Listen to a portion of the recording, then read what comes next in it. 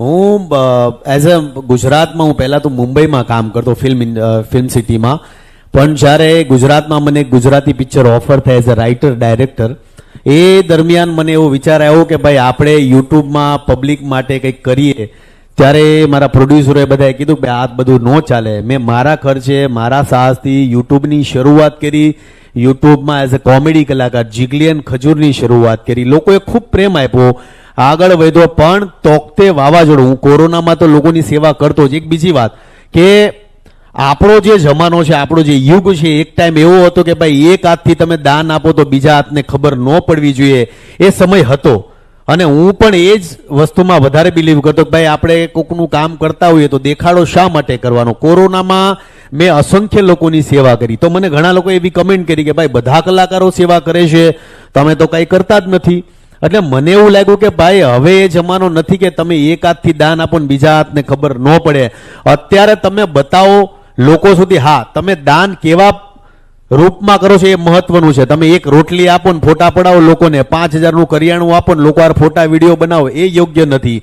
તમારું પાત્ર મહત્વનું છે. કદાચ તમે કોઈની પાછળ 1 લાખ 10 લાખનો ખર્ચો કરતા હો તો એ લોકો જોઈને પ્રેરિત થાય. હું એવા દાનમાં વધારે મહત્વ રાખું છું. એટલે જ્યારે તોકતે વાવાઝોડું આવ્યું, હું ત્યાં ગયો. મેં બધા જ આપણા ગુજરાતી પ્રજા એવી છે કે આપણે ગુજરાતી ક્યારેય આફતમાં હરેક ગુજરાતી હરેક વ્યક્તિની હારે ઊભો હોય. એટલે જ્યારે તોકતે વાવાઝોડું આવ્યું તો અમે ખટારા ભરીને લોટ છે, તેલ છે, બધું લઈને પહોંચી ગયા. પણ ત્યાં જઈને ખબર પડી કે ભાઈ જ્યારે આવી કોઈ આફત આવે ને એટલે એટલી બધી સંસ્થાઓ ઉમટી પડે કે એક વ્યક્તિને કદાચ 5 કિલો લોટની જરૂર હોય તો એના ઘરની અંદર 150 કિલો લોટ થઈ જાય એક વ્યક્તિ માટે. એટલે એ વ્યક્તિને એવું થાય કે ભાઈ હું વાપરીને કેટલું વાપરીશ. હવે તમે કોઈ એક સામાન્ય વ્યક્તિ, કોઈ માજી નહીં, તમે લોટ આપો, કદાચ તમે એને 150 કિલો લોટ આપી દો, એ ખાઈને વધીને 2 મહિનામાં એનો લોટ બગડી જશે. એટલે આપણી ભાવના એવી હોય છે કે ભાઈ આપણે બને એટલી બધી વસ્તુ લોકો સુધી પહોંચાડીએ. પણ ખરા અર્થમાં જોવા જઈએ તો જ્યારે અમે સેવાની શરૂઆત કરી, માજીને લોટ આપ્યો, માજીએ મારો હાથ પકડ્યો કે ભાઈ તમે આ લોટ આપો છો, તેલ આપો છો, એ બધી વાત 2 નંબરની છે. મારું ઘર તૂટી ગયું છે, જે કરવાની જરૂર છે ને એ તમે કરતા નથી, મને ઘર બનાવી આપતું. હવે એ માજી પોતે આર્મીના રિટાયર્ડ ઓફિસરના વાઇફ હતા. એમના હસબન્ડે 2 વોર આપણા ભારત માટે લડેલી. એ માલુઆઈ નામ હતું, સીમર ગામ હતું. હવે ઉનાનું આ સીમર ગામ છે જેની અંદર હાઈએસ્ટ આર્મીના છોકરાઓ ગુજરાતમાંથી વધારે ભણે છે. અત્યારે જેટલા જ્યારે વાવાઝોડું તોકતે આવ્યું ત્યારે જેટલા યંગ એના એ ગામના છોકરાઓ હતા એ બધા આર્મી બોર્ડર પર લડતા હતા. અને એ ગામની અંદર શરૂઆત કરી એક ઘર બનાવવાની. અને એ ઘરની શરૂઆત કરતા કરતા કરતા આજે 344 ઘર ગરીબો માટે બનાવ્યા છે. મેં જેટલા 344 મેં ઘર બનાવ્યા છે, તમે જેટલા મારા ઘર જોશો રોનકભાઈ, એમાં હર એક ઘર છે, કોઈના મા બાપ નથી, 4 બાળકો છે અનાથ છે, કોઈ 3 બાળકો અનાથ છે. મેં દક્ષિણ ગુજરાતના આદિવાસી વિસ્તારોમાં ઘર બનાવ્યા છે, સૌરાષ્ટ્રમાં ઘર બનાવ્યા છે, ઉત્તર ગુજરાતમાં ઘર બનાવ્યા છે, બનાસકાંઠા હોય, સાબરકાંઠા હોય, વાવ છે, થરાદ છે, આ બધી જગ્યા પર મેં ઘર બનાવ્યા. ક્યારેય તમે સેવા કરવા નીકળો તો તમારો કોઈ એરિયા નથી હોતો. તમને એવું લાગે છે કે ભાઈ જેનું ઘર, જેને ભગવાનમાં જેને નિમિત્ત બનાવ્યા છે, આપણે લોકોનું કામ કર્યું છે. મેં જેટલા લોકોના ઘર બનાવ્યા છે, અને જ્યારે હું ઘર બનાવું છું મારા મનમાં ક્યારેય એવું નથી હોતું કે ભાઈ આ માણસ મને આશીર્વાદ આપશે, નહીં આપે, આને ગમશે, નહીં ગમશે. પણ એક વસ્તુ ચોક્કસપણે કહીશ કે મેં જેટલા બાળકોના ઘર બનાવ્યા છે, ઘર બનાવ્યા પછી ઘરની પૂજા અમે કરીએ છીએ. અને ઘરની અંદર જ્યારે એ બેડની ઉપર એ બાળકો પંખો ચાલુ કરી અને પંખા આમ જે સતત ઉપર જોતા હોય છે ને, ત્યારે મને અંદરથી એવું ફીલ થાય કે છોકરાના ફેસ પરથી એવું થઈ ગયું છે કે ભાઈ હવે શાંતિ થઈ ગઈ છે. એટલે રોટલો અને ઓટલો, આપણી ગુજરાતમાં એક ઓલી ભાષા છે ને કે રોટલો અને ઓટલો બહુ ભાગ્યશાળીને મળતો હોય છે. તમે કદાચ મુંબઈ જાઓ તો રોટલો નોટલો લોકો નથી મળતો, ઘણી જગ્યા પર જાઓ. પણ જ્યારે તમે કોઈ જરૂરિયાતમંદ વ્યક્તિ છે, આપણે ઘણીવાર કહીએ ને કે ભાઈ કોઈ જરૂરિયાતમંદ વ્યક્તિને તમે એક છત આપી દો એટલે પછી એના મનમાં 10 સારા વિચાર આવે કે ઘરનું ઘર થઈ ગયું છે તો આપણે હવે કંઈક આમ કરવું છે. એક સામાન્ય વ્યક્તિ જ્યારે ભાડે રહેતો હોય ને તો એનું સપનું એવું હોય કે ભાઈ મારે પોતાનું ઘરનું ઘર બનાવવું છે. ઘરનું ઘર બનાવ્યા પછી એ પોતે વિચારશે કે હવે ફર્નિચર વસાવવું છે, હવે દીકરા દીકરીઓના લગ્ન કરવા છે. એટલે તમે કોઈને છત આપો છો એનાથી વિશેષ હું એવું માનું છું કે ગુજરાતમાં કોઈ બીજી વસ્તુ નથી. મેં જ્યારે પહેલું ઘર બનાવવાની શરૂઆત કરી હતી ત્યારે હું પેલું કોબાવાળું ઘર બનાવતો, પતરાના ઘર બનાવતો. પછી ધીમે ધીમે હું પોતે અપડેટમાં વધારે માનું છું. હું હંમેશા એ માનું છું કે ભાઈ તમે કોઈના માટે ભાઈ કંઈ કરો, થોડું કરો પણ એટલું બેસ્ટ કરો કે એ પોતાની વ્યક્તિને લાગવું જોઈએ. મેં જ્યારે પહેલી શરૂઆત કરી ત્યારે હું 2 લાખ રૂપિયાનું ઘર બનાવતો. ધીમે ધીમે યુટ્યુબમાં અર્નિંગ થઈ મારી, હું ઇવેન્ટ્સ કરું છું. મેં મારા જીવનમાં મેં આ જાહેર જનતામાં કે મીડિયામાં મેં કદાચ નહીં તો 1000 વખત કીધું છે કે હું મારી ઇન્કમના 99% રૂપિયા ગરીબો પાછળ વાપરું છું. એક પણ રૂપિયો હું ઘરે નથી લઈ જતો. હું એવું માનું છું કે ભાઈ તમે સમાજમાંથી કમાવ છો તો સમાજને પાછું દેવામાં શું વાંધો છે. મેં મારા જીવનમાં કોઈ ફંડ ફાળા નથી કર્યા, કોઈ પાસે માંગણી નથી કરી. હા, કોઈ વ્યક્તિને એવું લાગે છે કે ભાઈ તમે આ સારા કાર્ય કરો છો, એમાં અમારે તમારી યાર સહભાગી થવું છે કે અમારે 2-5 રૂપિયા મદદ કરવી છે, તો મેં ક્યારેય કોઈ વ્યક્તિને ના નથી પાડી. પણ મારા જીવનની અંદર મારો એક દાખલો એવો નહીં કે મેં કોઈને એમ કીધું કે મને તમે 2 પૈસાની મદદ કરો કે અમારી આ સંસ્થા છે કે અમને ફંડ ફાળા આપો. કારણ કે આપણી ગુજરાતી પ્રજા એવી છે કે તમે કોઈ પાસે માગો ને તો તમારી વેલ્યુ ડાઉન થાય, તમારું કદ ઘટી જાય છે. પણ તમારા કામને જોઈને કોઈ વ્યક્તિ એવું કહેતો હોય કે ભાઈ આ તમે કામ મસ્ત કરો છો, મારે 2 થેલી સિમેન્ટ આપી છે, તો મેં ક્યારે કોઈ વ્યક્તિ ના નથી પડી. પણ મારા જીવનની અંદર હું જે કમાઉં છું 99% રૂપિયા છે ગરીબોના, એ ગરીબો પાછળ વાપરું છું. જેટલા ઘર છે, જ્યારે જાઉં છું મારા બેંક એકાઉન્ટની અંદર, અત્યારે કાલે મેં મારું બેંક એકાઉન્ટ ચેક કર્યું, 534 રૂપિયા હતા. રોનકભાઈ કેટલા? 534 રૂપિયા હતા મારા ઘર અકાઉન્ટની અંદર. ICICI બેંકનું મારું અકાઉન્ટ હતું. એટલે હું એવું માનું છું કે જે કાંઈ પણ કમાવું છું લોકો પાછળ વાપરીએ, લોકો માટે સારું કરીએ. અને યુવાનો જેટલા ઇન્સ્ટાગ્રામ હોય, ફેસબુક હોય, 6-6.5 મિલિયન ફોલોઅર મને ફોલો કરે છે, જેમાંથી 5 થી 5.5 મિલિયન યુવાનો છે. એટલે મારી ફરજમાં આવે કે યુવાનો છે સારા રસ્તે દોડે, સારા કાર્ય કરે અને મને હું જે કાર્ય સમાજ માટે કરું છું એ અનુસરે. ઘણીવાર જો ઘણા લોકોના મનમાં એવો પ્રશ્ન હશે કે ભાઈ આ માણસ પોતે જાતે ઘર બનાવે છે, પથરા ઉપાડે છે, બેલા ઉપાડે છે, સિમેન્ટ ઉપાડે છે, પણ હું જે ફિલ્ડ પર જતો હોઉં છું, હું લોકોના કામ કરતો હોઉં છું, તો કોઈ ગામમાં હું ઘર બનાવું છું તો ગામના લોકોને એવું થાય કે આ વ્યક્તિ દક્ષિણ ગુજરાતમાંથી આવી અને આપણા ગામની અંદર જો પથ્થર ઉપાડતો હોય, સિમેન્ટ ઉપાડતો હોય, તો આપણી ફરજમાં આવે કે આપણે પણ એની સાથે ઊભું રહેવું જોઈએ. ઘણા લોકો એવા ભાવથી આવે કે ભાઈ હાલો ખજૂરભાઈ ફોટા પાડવાનો મોકો મળશે, કે ભાઈ ખજૂરભાઈની યારે વિડીયોમાં આવવાનો મોકો મળશે. ઘણા લોકો એવા હેતુથી આવે કે હાલો ભાઈ આપણે સેવામાં લાગીએ, આપણે 2 પથ્થર ઉપાડીએ.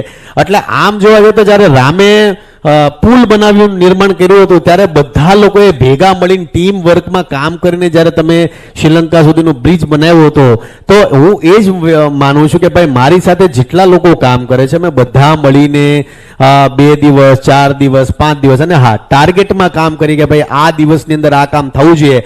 કોઈ પણ અચ્છો ખાસો માણસ હોય, અમારા ફિલ્ડનો એક નિયમ છે, તમે નાના માણસ હો કે તમે ઉદ્યોગપતિઓ, અમારી ફિલ્ડની અંદર અમારી યાર ફોટા પાડવા હોય કે અમારી યાર ઊભું રહેવું હોય તો એટલીસ્ટ 2 થી 3 કલાક તમારે મહેનત કરવી પડે. આ અમે જે ઘર બનાવીને આનો રૂલ છે. આપણા ગુજરાતની અંદર એક મહત્વનો કોઈ બિંદુ કહી શકો તમે, કે કહી શકો કે બધાને તકતીઓ લગાડવાનો એટલો ગાંડો શોખ છે કે ભાઈ મંદિર હોય, સંસ્થા હોય, ટ્રસ્ટ હોય, તમે કદાચ એક નાની ઝૂંપડી કોઈ માટે બનાવતો હોય તો ભાઈ ફલાણી સંસ્થાએ કે ફલાણા ભાઈએ આ બનાવી આપ્યું છે. મને ઘણા લોકો કહેતા કે ભાઈ ખજૂરભાઈ તમે આટલા ઘર બનાવો છો તો તમે તમારું નામ કેમ નથી લખતા? તો હું એવું માનું છું કે ભાઈ તમે કોઈના માટે કામ કરો ને તો પછી એ કામ કરીને મૂકી દો. એ વ્યક્તિને અંદરથી થવું જોઈએ કે ભાઈ આ વ્યક્તિએ મારું ઘર બનાવ્યું હતું. એ વ્યક્તિને ક્યારે રોજ એ તકતી જોઈને એવું ન થવું જોઈએ કે ભાઈ આ માણે મારું ઘર બનાવીને હું કાંઈ ન કરી શક્યો. એટલે હું આ વસ્તુમાં બિલીવ કરું છું. અને આપણી જે ગુજરાતી પ્રજા છે બધાને એવું છે કે ભાઈ તમે આટલા રૂપિયા આપો ને, ભાઈ આટલા રૂપિયા આપશો ને તો અહીંયા તકતીમાં તમારું આ નામ નોંધાશે. આ તકતી સિસ્ટમ જે દિવસે બંધ થશે ને ત્યારે હું એવું ચોક્કસપણે માનીશ કે આપણું ગુજરાત છે સ્વયંભૂ આગળ વધી રહ્યું છે, લોકો માટે આગળ દોડી રહ્યું છે. કારણ કે ક્યાંક ને ક્યાંક એવું લાગે કે ભાઈ તમે કોઈના હું જે ઘર બનાવું છું, કદાચ મેં નયનાનું ઘર બનાવ્યું હોય કે ભાઈ નયનનું ઘર બનાવ્યું હોય કે પછી કોઈનું પણ ઘર બનાવ્યું હોય, તો તકતીમાં એવું લખો કે જેનું ઘર છે ભાઈ નયનનું ઘર, ધેટ્સ ઇટ, વાત પતી ગઈ. જેણે ઘર બનાવ્યું છે એને ભૂલી જાઓ. એ વ્યક્તિને જ્યારે મનથી એવું થાય કે ભાઈ ખજૂરભાઈએ મારું ઘર બનાવ્યું છે ને, હું આ વસ્તુમાં બિલીવ કરું છું. બાકી તકતી સિસ્ટમમાં હું જરાય બિલીવ નથી કરતો. અને હું હરેક ગામમાં જાઉં, મને પોતાને દુઃખ ત્યારે થાય કે આપણી જે સિસ્ટમ છે હકીકતમાં જરૂર હું એવું માનું કે જેને જરૂર છે એની મદદ કરો. નિરાધાર હોય, જરૂરિયાતમંદ હોય, જેના મા બાપ ન હોય, એવા લોકોની તમે જ્યારે મદદ કરો ને ત્યારે અંદરથી હું એમ કહું કે તમે કોઈ જે જરૂરિયાતમંદ છે એની પાછળ 10 રૂપિયા વાપરો ને તો મારો મહાદેવ તમને 10 કરોડ આપે, એની તમને હું ચેલેન્જ આપું છું. એટલે જેવો સમાજ આ બધી વસ્તુમાંથી બહાર નીકળશે કે ભાઈ જેને જરૂર છે એને મદદ કરો. કદાચ તમે મોટા ભવનો બનાવો, મોટા મંદિરો બનાવો, મોટા ટ્રસ્ટ. હું મહાદેવનો મોટો ભગત છું, મેં ક્યારેય મંદિરોનો વિરોધ નથી કર્યો, મેં ક્યારેય નિર્માણોનો વિરોધ નથી કર્યો, પણ હું એવું માનું છું કે ગુજરાતની અંદર એજ્યુકેશન સિસ્ટમ સ્ટ્રોંગ થવું જોઈએ, ગરીબો માટે સ્ટ્રોંગ સિસ્ટમ, ગરીબોના ઘર બનવા જોઈએ. પછી વખત આવે ને તમે પાળ બાંધવા માંગો ને એ વસ્તુમાં હું બિલીવ નથી કરતો. હું એવું માનું છું વરસાદ આવવાનો હોય ને વરસાદ આવ્યા પછી બધું 5 માળ સુધી વસ્તુઓ ડૂબી જાય ને પછી આપણે બધું નીકળીએ ગાડીઓ લઈ લઈને, એ વસ્તુમાં નથી. તમે ભવિષ્યને લઈને, ભવિષ્યને ધ્યાનમાં રાખીને વસ્તુ બનાવો અને એનો ઉપયોગ લોકોને થાય, ગામને ઉપયોગ થાય. ગામની અંદર કદાચ માની લો તમે 50 કરોડની મંદિર, મેં આ જોયું રોનકભાઈ કે તમે કોઈ પણ સંપન્ન ગામડાઓમાં જાઓ તો ગામની અંદર 50 કરોડનું મંદિર હોય કે 50 કરોડની વાડીઓ હોય મોટી મોટી, પણ ગામની અંદર આવવા વાળો જે વર્ગ હોય બધો અમેરિકા હોય, કેનેડા હોય, લંડન હોય, અને નાના વર્ગના લોકોને વાડીની અંદર એન્ટ્રી ન હોય, તો પછી એ વાડીનો ઉપયોગ કરે કોણ? એ મંદિરોનો ઉપયોગ કરે કોણ? એટલે હું આ વસ્તુમાં બિલીવ કરું છું કે જેને જરૂર છે, જે વિદ્યાર્થી હોશિયાર છે એવા લોકોને ગુજરાત યુનિવર્સિટી છે કે ભારતની જે સારી નંબર 1 યુનિવર્સિટી છે એમાં ભણાવો. વિદ્યાર્થીઓ, ગુજરાતના વિદ્યાર્થીઓ જેટલા આગળ વધશે એટલું આપણું એજ્યુકેશન સિસ્ટમ આગળ વધશે, આપણા વિદ્યાર્થીઓ આગળ વધશે, આપણું ગુજરાત આગળ વધશે. નાની મોટી વસ્તુઓ થતી હોય છે, પણ ભગવાનની દયાથી એક વસ્તુ, મહાદેવની કૃપાથી એવું છે કે મારો ક્યારેય કોઈ વિરોધ નથી કર્યો કે હું કોઈ કાર્ય કરતો તો એમાં ક્યારેય કોઈ અડચણ કરવાની કોશિશ નથી કરી. હા, નાની મોટા વિરોધ જગ્યાને લઈને આવતા હોય કે ભાઈ આજુબાજુના થોડાક નાના મોટી જે કહાસુની થતી હોય છે, પણ ભેગા મળીને એકબીજાની સાથે મળીને, કારણ કે અલ્ટિમેટલી કદાચ હું કોઈનું ઘર બનાવતો અને પછી હું ગામમાં બાંધવા મળું કે આજુબાજુવાળા બાંધવા મળું તો હું ઘર બનાવીને તો નીકળી જઈશ, રહેવાનું કોને છે? એ વ્યક્તિને છે. એટલે મારા લીધે કોઈ વ્યક્તિને પ્રોબ્લેમ ન થાય, ટેન્શન ન થાય, હેરાન ન થાય, એટલે મળીને એકબીજાને સપોર્ટ કરીને એકબીજાને મળીને આગળ વધીએ છીએ અમે. હું તમને એક મારી વાત કરું ને કે મારા ભાઈનો છોકરો છે, અત્યારે અમેરિકામાં ભણે છે, પણ એ છોકરો ક્યારે મોટો થઈ ગયો, 10th આવી ગયો, 12th આવી ગયો, પોતે IELTS ની એક્ઝામ આપી, જાતે યુનિવર્સિટી ફાઇન્ડ આઉટ કરી, જાતે ભણવા પહોંચી ગયો. ત્યાં પહોંચ્યા પછી 3 મહિના તમે વિચાર નહીં કરો કે વડાપાઉં છે, બ્રેડ છે. અમુમન કોઈ પણ વિદ્યાર્થીઓ આઉટ ઓફ ગુજરાતમાં જાય કે આઉટ ઓફ ઇન્ડિયા જાય એને ઘરના ફૂડની બહુ યાદ આવતી હોય, પણ મારા ભાઈનો છોકરો છે 3 મહિના અમેરિકાની અંદર બ્રેડ ખાઈને રહ્યો. એણે મને ક્યારેય કોઈ વસ્તુ કીધું નહીં, પણ જ્યારે હું અમેરિકા જાઉં છું મને ત્યાં જઈને ખબર પડી કે આ વ્યક્તિ પોતે બહાર ભણવા તો નીકળી ગયો, પણ આ વ્યક્તિ 3-3, 4-4 મહિના બ્રેડ ખાઈને રહ્યો. એટલે મને અંદરથી એવું દુઃખ લાગ્યું કે જે વ્યક્તિ ગામની સેવા કરતો હોય ને એ ક્યારેય પોતાના ઘરની સેવા ન કરી શકે. આ મારું ચોક્કસ મારું અનુમાન છે કે મેં આખા ગામમાં ધ્યાન દીધું હોય છે, પણ મારા પરિવારમાં આ લાઈવ ચેનલના માધ્યમ કે મેં મારા પરિવારમાં ક્યારેય ધ્યાન નથી દીધું. મારી મા છે, મારી વાઈફ છે કે મારા ફેમિલીવાળા છે, તમામ લોકો મને ઘણીવાર કહેતા હોય કે ભાઈ એક તમને લાઈવ દાખલા આપું, આ બધી વસ્તુ મા બાપ આપને કે આપણી ઘરવાળી આપને કહેતો હોય ને ત્યારે તો ઠીક છે, પણ જ્યારે તમે ક્યાંક કોકને મળવા તમારી વાઈફને મા બાપને લઈ જાઓ ને ત્યારે એ લોકો સામેથી કહે કે તમને ધન્યવાદ દેવા પડે, બાકી મારો ઘરવાળો જો ક્યાંય જાય ને તો હું તો ઘરમાં બેહાડી દઉં ના હાથે. એટલે આપને અંદર તો લાગે કે આ હાડા આપને બધાવાનું કરે છે. એટલે ઘણા અર્થમાં એવું થતું હોય છે. એટલે મારા મધરને ઘણા લોકો કહેતા હોય છે, પણ માતાજીની કૃપાથી મને પરિવાર એટલો સરસ મેળવ્યો છે કે મને હંમેશા લોકોની સેવા, મારો પરિવાર પહેલેથી સેવા કરતો આવ્યો છે. પણ હા, ઘરની અંદર હું કામ નથી કરતો કે મેં ઘરના કામ, બહારના કામ હું વધારે કરું છું, પણ ઘરના કામ મારાથી નથી થતા. એનું આ ચેનલના માધ્યમથી મારા ફેમિલી પાસે માફી માંગુ છું. સોશિયલ મીડિયામાં રોનકભાઈ એક તમને બહુ ચોક્કસ વાત કરું કે યુવાનો છે, આ તમે જો એક હમણાં એક ગીત આવે છે પેલું લડ્ડુ મોત્યાના સંસાર દેહ, ઓલું પંખો એક બાબા હોય ને આમ પંખો આમ હાથ કરે અને પછી ઓલા માથા પર અડાડે. હવે તમે વિચાર કરો કે આખું અડધું ગુજરાત ઘેલું થયું છે એ રીલ બનાવવા માટે ઇન્સ્ટાગ્રામમાં. ઓલા ઘરના 2-4 સભ્યો ઊંચા કરે ને પંખા ઉપર હાથ લગાડે, હવે ચાલુ પંખો બંધ કરે. હવે તમે વિચાર કરો કે આ ઇલેક્ટ્રિક શોક છે, પંખો છે, તમે ચાલુ પંખામાં આંગળી કરો, ચોંટ લાગી શકે, ઈજા થઈ શકે છે. તોય ગુજરાતના જેટલા યુવાનો છે આ ખોટી રીલના સમર્થનમાં સપોર્ટ કરે છે. એટલે મેં તો ઘણી ન્યૂઝ ચેનલોમાં જોયું છે કે પેલા વાયરલ વિડીયોની અંદર એવા બધા વિડીયો હોતા ને ગુજરાતના બધા જે યુવાનો પંખા અડતા હોય ને બંધ કરતા હોય છે એવા વિડીયો હોતા ને ન્યૂઝ વાળા હોતા ને મૂકતા હોય છે. એટલે યુવાનોએ પહેલા એ નક્કી કરવાનું છે કે સમાજ માટે, ગુજરાત માટે સારી વસ્તુ કઈ છે, ખરાબ વસ્તુ કઈ છે. તમે યુવાનો છો, યુવાનોને તમે જે દિશામાં વાળશો ને દિશામાં વળશે. એટલે આપણો ગુજરાતનો યુવાન છે એ સારા કન્ટેન્ટ સારા લોકો સુધી પહોંચાડે. પછી હવે તમે પંખા બંધ કરવા જાઓ, પછી આવનારા સમયમાં મોટા જીઈબીના મોટા થાંભલાની અંદર કોઈક આંગળા નાખતી રીલ બનાવશે તો આપણા ગુજરાતીઓ તો ન્યાય પોગે એવા છે. એટલે યુવાનોને મારે એ કહેવાનું છે કે ભાઈ તમે સારી વસ્તુ લોકો સુધી પહોંચાડો. તમારા થકી કે તમે ફેમસ થવાના ચક્કરમાં કોઈ બીજો માણસ ઈજાગ્રસ્ત ન થાય એનું ખાસ ધ્યાન રાખજો. એટલે આજે પોડિયમમાં આપણે આવ્યા છીએ ને એટલે મારે આ બધી વસ્તુ ડિસ્કસ કરવી બહુ જરૂરી છે કે પોઝિટિવ પહેલું સમાજના યુવાનો માટે બહુ જરૂરી છે. રહી વાત આપણે અત્યારે વાત કરીએ કે ભાઈ ખેડૂતોને મગફળીના ભાવ નથી મળતા, ઘરની અંદર આપણે ઘણીવાર એમ કહેતા કે ભાઈ ખેડૂતોને ટેકાના ભાવ નથી મળતા, તો જે યંગ છોકરા છે એ કોણે મારે કે આ ટેકાના ભાવ એટલે શું થાય? આપણા યુવાનોને ટેકાના ભાવ શું છે એ નથી ખબર.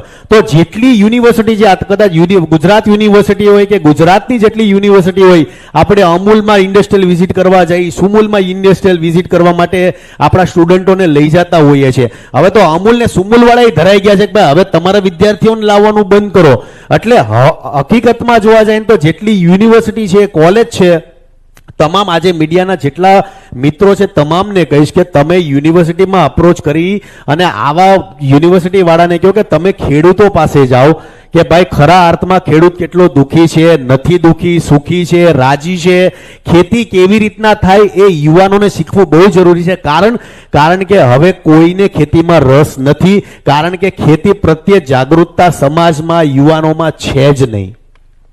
સ્કૂલમાં ભણતો મને ખબર છે કે ભાઈ અમને મોઢેરા છે, માથેરન છે, બધે પ્રવાસ લઈ જતા, ડાકોર લઈ જતા. કોલેજમાં આવ્યો તો ઇન્ડસ્ટ્રીયલ વિઝિટમાં સુમૂલ છે, અમૂલ છે, બધી સારી ઇન્ડસ્ટ્રી છે, એમાં અમે વિઝિટ કરવા લઈ જતા. એક પર્ટિક્યુલર અલ્ગોરિધમ વાઇઝ જ આપણે ચાલતા આવ્યા છીએ. સમાજમાં યુનિવર્સિટી છે, કોલેજો છે, ગવર્મેન્ટ છે, તમામને નક્કી કરવાની જરૂર છે કે હવે યુવાનોને કઈ વસ્તુમાં રસ છે. સોશિયલ મીડિયામાં રસ છે, કોઈ વાંધો નથી. સોશિયલ મીડિયામાં પોઝિટિવ વેમાં આગળ યુવાનોને કઈ રીતના વધવું એના સેશન થવા જોઈએ. કદાચ તમે મોટા મોટિવેશનલ સ્પીકરોને લઈને આવો, એ તમને બધી આખા તમારા રૂવાડા ઊભા કરી દે એવી બધી વાતો કરે, પણ તમે જેવા આની બહાર નીકળશો એટલે તમે હતા એવા થઈ જશો. આ એક બહુ સત્ય વાત કરું છું. પણ તમે જેટલું પ્રેક્ટિકલ વસ્તુમાં લોકોને આગળ વધારશો, તમે કદાચ ખેડૂત પાસે જશો, ખેતી કરવા જશો, કદાચ માની લો ઇન્ડસ્ટ્રીયલ વિઝિટમાં 5 ક્લાસને તમે લઈ જાઓ, 4 દિવસ ત્યાં ટેન્ટ બાંધીને, તંબુ બાંધીને રેવડાવો, ખેડૂતો કઈ રીતના જીવન જીવે છે, આ બધી વસ્તુ હવે કરાવવાની જરૂર છે. તમે કઈ જ નહીં કરો તો કઈ થવાનું નથી. પણ હવે જે જૂના અલ્ગોરિધમ છે એને સાઇટ પર મૂકી અને આગળ વધવાની જરૂર છે. પહેલા તો ઘણા લોકોના મનમાં એવું છે કે ભાઈ સોશિયલ મીડિયાથી અર્નિંગ થાય છે, ઇન્કમ વધે છે. જેટલા યુવાનો છે, ઘણા લોકોને કહું, તમામ જે પણ સોશિયલ મીડિયામાં આવવા માંગે છે, ઇન્ફ્લુએન્સર છે, એક્ટર છે, આ ફિલ્ડમાં આવો છો, મોસ્ટ વેલકમ. પણ એજ્યુકેશન બહુ જરૂરી છે. મેં આ વસ્તુ જોઈ છે કે તમે સોશિયલ મીડિયામાં આવવાના ચક્કરમાં એજ્યુકેશનને સાઇટ પર મૂકી દેતા હો છો ને એજ્યુકેશનમાં આવવાથી પછી તમે સોશિયલ મીડિયાની સાઇટ પર મૂકી દેતા હો છો. એટલે તમામને કહીશ કે સોશિયલ મીડિયામાં અર્નિંગ બહુ સારી છે, તમે સારું કરી શકશો, પણ સોશિયલ મીડિયામાં કેવી રીતના બિહેવ લોકો સાથે કરવું, કે આ જે અમારી ફિલ્ડ છે ને, રોનકભાઈ બહુ સત્ય વાત કરું ને કે માથામાં હવા આવતા વાર નથી લાગતી.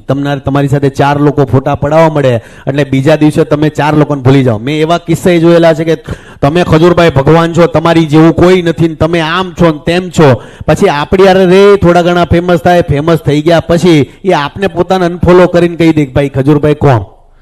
એટલે આ લાઈન એવી છે. એટલે તમામને કહી, જેટલા ડાઉન ટુ અર્થ રહેશો, જેટલા વિનમ્ર રહેશો, એટલું સમાજમાં તમારું નામ થશે. પણ સારા અર્થમાં સારા સોશિયલ મીડિયા અને બીજું જેટલા ક્રિએટર છે તમામને હું ઘણી વાર કહેતો હોઉં છું કે ઓનલાઈન ગેમો છે કે જુગારની એપ્લિકેશન છે એને પ્રમોટ કરવામાં તો બી ઘણા ક્રિએટરો કરે છે. પણ એ વસ્તુ ક્યારે બંધ થશે? જ્યારે મીડિયાના ભાઈઓ આ લોકો પાછળ પડશે કે ભાઈ તમે આ બધી વસ્તુ કરો છો રોંગ છે, બંધ કરો. બાકી એકવાર મીડિયાનો કોલ તમે પોલીસ કરતાય હું તો એવું માનું છું કે મીડિયા એટલું સ્ટ્રોંગ છે કે એક ફોન કરે ને કે ભાઈ આ ન્યૂઝમાંથી કરીએ છીએ, ખોટી એપ્લિકેશનોને સપોર્ટ કરતા નહીં, રાતોરાત બંધ થઈ જાય. પણ આજે યુવાનો છે, ગુજરાતી લોકો છે, જુગારના રવાડે ચડે છે કે એપ્લિકેશનમાં અટવાય છે, કેટલા પૈસા હારે છે. તો એનું મોટામાં મોટું કારણ એ છે કે આપણે જેને પસંદ કરતા હોઈએ છીએ એ રોંગ એપ્લિકેશનો, કે ભાઈ આ હું વાપરીને પૈસા કમાઉં છું એટલે પહેલાં એમ લાગે કે ભાઈ આ ફલાણો માણસ કમાય છે તો હું કમાઉં, એવી રીતના હેરાન થતા હોય છે. એટલે આપણે મળીને જ્યાં સુધી જેટલા નોર્મલ માણસો છે એ પણ ક્રિએટરોને કહી શકો કે ભાઈ તમે આટલા સારા માણસ છો તો સારી વસ્તુ લોકો સુધી પહોંચાડો. જેટલા તમે ઇલેક્ટ્રોનિક વેપન છે સારા અર્થમાં ઉપયોગ કરશો તે સમાજ માટે બહુ જરૂરી છે. એક ટાઈમ એવો હતો કે ભાઈ તમારે કોઈ વસ્તુ જાણવી હોય કે વિચારવી હોય કે ભાઈ આ ફલાણા ભાઈ શું કર્યું હતું તો આપણે ગોથે ચડી જતા, લાઇબ્રેરીમાં જઈને નવનીતું ખોડી નાખતા કે ભાઈ પેપર વાંચવા મળતા. પણ અત્યારે તમે એક ફોનથી તમે બધી જ વસ્તુ જાણી શકો છો. તો આ પોઝિટિવ પહેલું ઘણા ઉપયોગી છે. રહી વાત કે તમારે આનું બેન થવું છે તો બેન તો જરાય ન થવું છે. હા, જે બેકાર એપ્લિકેશનો છે કે જે સમાજમાં ગેરસમજ ઊભી કરતી હોય એને ગવર્મેન્ટને ચોક્કસપણે અમુક વસ્તુઓ બેન કરવી જોઈએ જ્યાં ગવર્મેન્ટને લાગે ત્યાં. પણ સોશિયલ મીડિયા છે આવનારું ભવિષ્યનું તમે મોટામાં મોટું વેપન કહી શકો, કારણ કે સોશિયલ મીડિયાના માધ્યમથી તમે કોઈ પણ વસ્તુ એઝ સુન એઝ પોસિબલ લોકો સુધી પહોંચાડી શકો છો. નહીં, એનું કારણ છે કે સોશિયલ મીડિયાની અંદર યુવાનોમાં એટલી જાગૃતતા નથી કે ભાઈ આપણે કોઈનું કામ કરીએ. હા, મેં જોયું કે 15 થી 18 થી લઈ અને 35 વર્ષના જે લોકો છે એ પોતાના કારકિર્દી આગળ વધારવામાં આગળ છે, તો એમાં વાંધો નથી. પણ મેં જોયું કે સેવાના કાર્યની અંદર 35 વર્ષથી લઈ અને 80 વર્ષના જે એક વર્ગ છે એ તમામ લોકોને સેવાની ખબર છે, સેવાથી શું થાય છે, આપણા પરિવારમાં કેવી અસર પડે છે એ બહુ જરૂરી છે અને થાય પણ છે. પણ જે યુવાનો છે નિશ્ચિતપણે સેવામાં એટલો રસ નથી દાખવતા. એને કાં તો બોર લાગે છે, કાં એને એવું લાગે ભાઈ મને દયા આવે, મારથી જોવાશે નહીં. હું તમને એક વાત કરું ને, મારે ઘણા હોસ્પિટલોમાં ઘણા એમ કહે ને કે ભાઈ આ માણસને જરૂર છે તમે જાઓ, તો હું એમ કહું કે ભાઈ મને બહુ દયા આવે કે મારથી જોવાશે નહીં. પણ આપણું માઇન્ડ એવું કહેતું હોય કે ભાઈ બધું ત્યાં હોસ્પિટલમાં બધું હશે અને જેમ હશે, એટલે ત્યારે આપણે રોકતા હોઈએ છીએ. એટલે જેટલા યુવાનો છે એ જેટલા મોસ્ટલી યુવાનો છે ને એ ઘણીવાર ક્યાંક ને ક્યાંક આવી બધી વસ્તુ અવોઇડ કરતા હોય છે. પણ યુવાનો જેટલા આગળ આવશે એટલો સમાજ આપણો આગળ આવશે. અત્યારે તો બધા ગુજરાતમાં બધા જ લોકોને ખબર છે કે ખજૂરભાઈ સુધી પહોંચવું હોય તો એમનો ઓફિસનો નંબર છે. ઇન્સ્ટાગ્રામમાં લોકો મને ટેગ કરે છે કે ભાઈ આ વિડીયો ખજૂરભાઈ સુધી પહોંચાડો. જેવું કે મેં કહ્યું કે સોશિયલ મીડિયા એક એવું વેપન છે કે તમારી બધી જ વસ્તુ લોકો સુધી આરામથી આસાનીથી પહોંચી જતી હોય છે. રહી વાત કે હું કેવા લોકો સુધી વધારે પહોંચવાના પ્રયત્ન કરું છું, તો જે ગામની અંદર દીકરીઓ શૌચાલય માટે જાહેરમાં ખુલ્લામાં જાતી હોય છે અને ઘર એમનું તૂટેલું ફૂટેલું હોય છે, જવાન દીકરીઓ હોય છે, નાની મોટી મજૂરી કરતી હોય છે અને ટોયલેટ બાથરૂમ માટે જ્યારે ગામની અંદર ખુલ્લામાં જવું પડતું હોય ત્યારે મને બહુ દુઃખ થાય છે. એટલે એવી દીકરીઓ માટે મારી પહેલી પ્રાયોરિટી હોય છે કે જેના મા બાપ ન હોય, જે અનાથ હોય, જે નિરાધાર હોય અને દીકરીઓ હોય એવા લોકો માટે હું ઘર તો બનાવું છું, સાથે સાથે ટોયલેટ બાથરૂમની વ્યવસ્થા કરું છું. અને ગામની અંદર જ્યાં ઘર બનાવતો હોય ત્યાં તમામ લોકોને કહું છું કે તમારા ગામની અંદર જે દીકરીઓને ટોયલેટ બાથરૂમની જરૂર હોય મને પહેલા કહેજો, હું ઘર પછી બનાવીશ, પણ પહેલી પ્રાયોરિટી મારી રહેશે ટોયલેટ બાથરૂમ. હું જેટલા મેં ઘર બનાવ્યા હશે હું તમામ ઘરોમાં જાઉં છું. અનાજ કરિયાણું છે કે ભાઈ જેને જે જરૂર હોય. ઘણીવાર મને ઘણા લોકો એવું કહેતા હોય કે આ ઘરની અંદર તમે કોઈનું ઘર બનાવી નાખ્યું, તમે કરિયાણું આપી દીધું, પણ આ લોકોને ડાયરેક્ટ ટિફિનની વ્યવસ્થા કરી દો તો. એટલે હું એ લોકોને એવું કહું છું કે ભાઈ તમે હું ડાયરેક્ટ વ્યવસ્થા ઘર બનાવી આપું પછી ટિફિનની વ્યવસ્થા કરી નાખું તો આપણા ગુજરાતી આળસુ બનતા વાર નથી લાગતી. પછી ઘરમાં બેસીને બધી જ વસ્તુ એને પહોંચાડવાની હોય તો એ મહેનત જ નથી કરવાનો. હું તમને એક વાત કરું, મેં ગામડામાં એક ઘર બનાવ્યું હતું. 5 દીકરીઓ, નાની 5 દીકરીઓ હતી, સરકારી સ્કૂલમાં ભણતી હતી, ઘર પડી ગયું. હવે એની મમ્મી અને 5 દીકરીઓ, આ 6 ફિમેલનું મેં ઘર બનાવ્યું. ઘર બનાવી નાખ્યું. મને એવો વિચાર આવ્યો કે આડી 5 દીકરીઓ નાની છે તો આના ઘરમાં હું ટીવી મુકાઈ દઉં. તો મેં ટીવી મુકાઈ દીધું, ઘર બનાવી નાખ્યું. ઘર બનાવીને અમે નીકળી ગયા. 3 મહિના પછી એ ગામના પ્રોફેસરો મને મળવા આવ્યા કે તમે ઘર બનાવીને તો વીઆઈ ગયા, પણ આ 5 દીકરીઓ 3 મહિનાથી ભણવાથી આવતી ને રાતના 5 વાગ્યા સુધી ટીવી જોવે. તો એ બધી 5 દીકરીઓને પકડી મેં અને ઘરે ગયો. મેં કીધું તમે તો હાડું મેં આ કર્યું ને તમે તો આ ઊંધા નીકળ્યા. પછી એટલે જેને જરૂર છે, હા મેં એક નાગડકા ગામમાં ઘર બનાવ્યું હતું. બે ભાઈઓ જે હાથ પગથી ચાલી નથી શકતા. મને એવું વિચાર્યું કર્યું કે આના ઘરમાં ટીવી હોવું જોઈએ. કેમ કે એ બિચારા ક્યારેય ઘરની બહાર નીકળવાના જ નથી. એટલે તમે ઘર બનાવતા હો તો તમે નાની મોટી માઇનર ભૂલું કરતા જાઓ, પણ ભૂલોથી જ તમને શીખવા મળતું હોય છે. એટલે આ મેં જે લોકોના ઘર બનાવ્યા છે, હું ધીમે ધીમે શીખું છું. હું કોઈ મોટો બિલ્ડર નથી કે કઈ હું મોટો કોન્ટ્રાક્ટર નથી, પણ મારી ચોક્કસપણે આ ગુજરાતની અંદર પહેલી મારી પ્રાયોરિટી હોય છે કે મારો કોઈ પણ ગુજરાતી ભાઈ હેરાન ન થવો જોઈએ. ગરીબ ભાઈ છે, જરૂરિયાતમંદ ભાઈ છે, ક્યારેય દુઃખી ન થવું જોઈએ. અને એના માટે હું ધારું એના કરતા બેસ્ટ કામ મારે કરવું છે હરેક જરૂરિયાતમંદ માટે. એ મારી પહેલી પ્રાયોરિટી છે. મેં જેટલા ઘર બનાવ્યા ને ક્યારેય કોઈની ડિમાન્ડ નથી હોતી કે ભાઈ તમે અમને આ કરી દો, પેલું કરી દો, આ કરી દો. પણ ઘર બન્યા પછી એના મનમાં ચોક્કસપણે એ વિચારો આવવા મળે કે હવે આગળ આપણે શું કરવું છે. અને તમે કોઈ વ્યક્તિને એક રાહ ચીંધી દો ને કે ભાઈ હવે આગળ આપણે આ કરવું છે. કદાચ હું મારે પોતાને કઈ આગળ કરવું છે, કદાચ તમે તમારા ફિલ્ડની અંદર તમે વિચારતા છો, સતત સવારે ઉઠો 4 વિચાર આવતા છે કે હવે આપણે આવું કંઈક એબીપી માટે સારું કરવું છે. એટલે તમે હું જેના ઘર બનાવું છું તો હું ઘર બનાવ્યા પછી મેં એના ફેસ પર જોયેલી વસ્તુ છે. ક્યારે એને ડિમાન્ડ નથી કરી. આપણા ગુજરાતી એટલા સ્વાવલંબી છે, ક્યારે કોઈ પાસે ભીખ નથી માંગતા, ક્યારે કોઈ પાસે હાથ નથી લંબાવતા. અને મેં જેના ઘર બનાવ્યા છે તો મારી પાસે કોઈ ડિમાન્ડ નથી કરી, પણ ઘર બન્યા પછી મેં ચોક્કસપણે એ વસ્તુ એના ફેસ પર જોઈ છે કે હવે મારે કંઈક નવું કરવું છે. મારું ઘર બની ગયું છે તો હવે મારે સમાજ માટે કંઈક કરવું છે. એ મેં જોયું છે. કે પિલુત્રા ગામ જેમાં દીકરી છે પોતે ભણવાનું છોડી દે છે, મા બાપ એક્સપાયર થઈ જાય છે, અને પોતાના ત્રણ ભાઈઓને પોતે ભણાવે છે.